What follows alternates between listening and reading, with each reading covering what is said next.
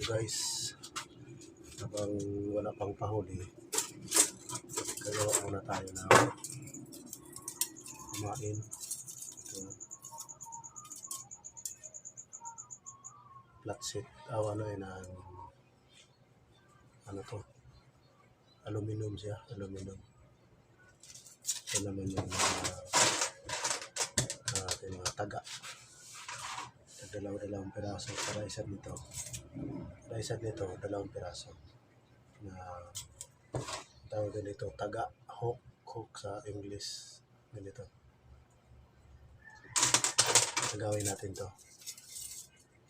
Abangan nyo guys, pagkatapos gagawa na tayo. Ito na guys, yung ginawa natin na pamain. 5 piraso. 5 piraso.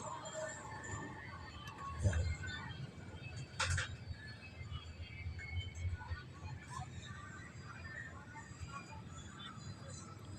Ibang kulay naman kasi halata na sa tangigi yung kulay green. Dapat yellow green na naman.